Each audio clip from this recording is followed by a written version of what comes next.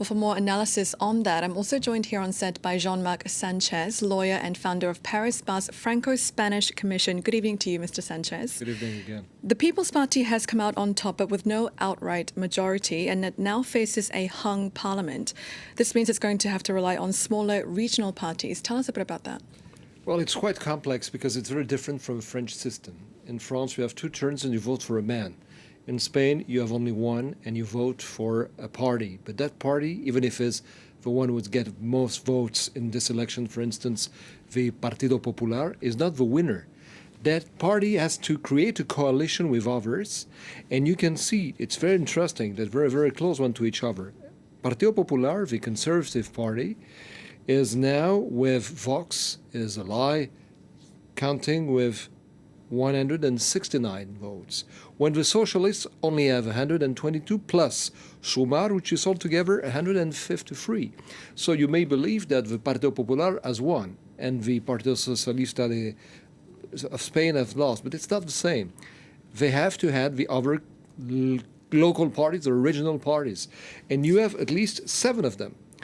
2 of them are Catalans, 2 of them are Basques, 1 is from Galicia. And surprisingly enough, even if the leader of the Partido Popular is from Galicia, they're not going to vote for him, they're going to go to the other side. The other one is from Navarra, and the last one from Canarias. So what does it mean? It means that all these local parties, which altogether are almost 20 votes, will make the big difference. So now the coalition of Partido Popular, Vox, and only 2 local parties that support them is going up to 171, when the Socialists, Sumar, and all the local parties are up to 172. But the key of the election is one local regionalist and independentist party in Catalonia, Junts. And as your correspondent said, we don't know what they're going to do. What we know for sure is that they're not going to vote for Sanchez. Are they going to vote for Feijóo? We have no idea. There is another party, the Coalición Canaria, which didn't give any instruction of vote. So there is still a solution to this crisis that is held into the hands of 2 local parties. So Spain's future depends upon these 2 local regional parties. And that's the specialty of the Spanish system. As long as the coalition does not win, they cannot designate a prime minister.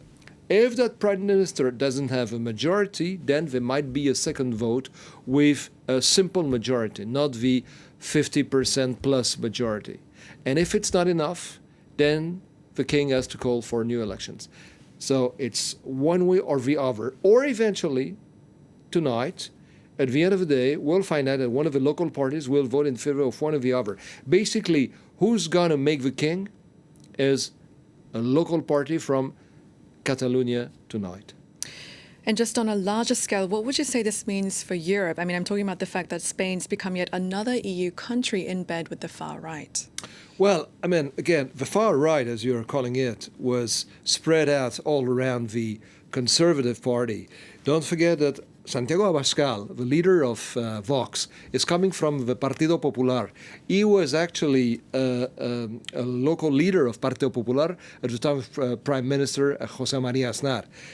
The Partido Popular is nothing but the successor of the Alianza Popular, which was actually the new denomination of the Movimiento, the party of the Franco regime. So it always had existed in the Spanish political spectra, far right as a far left. Don't forget the far left was governing with socialists during 10 years. And then on the European level, I don't think we're going to change anything at all. Spain needs Europe much more than Europe needs Spain. I mean, Spain has been the country that has benefited more than any other since Spain joined Europe in 1986, almost 40 years back from Brussels. So this will not change anything. One interesting thing about that, the 2 main parties in this election, Vox and the coalition with Partido Popular on the one side, Sumar and Partido Socialista de España on the other side, have basically the same political economical program. I mean, they are liberal. They abide by the same rules. The discussion is about other aspects of the election, and this election has shown for sure one thing: it has been an emotional election more than a rational election. This is why we're getting so close one to the other. So tonight, there is no new prime minister, new president of the government in Spain, and even if there's a leader on one side who said he won and the other said the same, none of them can be designated a prime minister and form a new coalition government tonight. All right, Jean Marc Sánchez, founder of Paris-based Franco-Spanish Commission, thank you very much for your analysis. Thank you.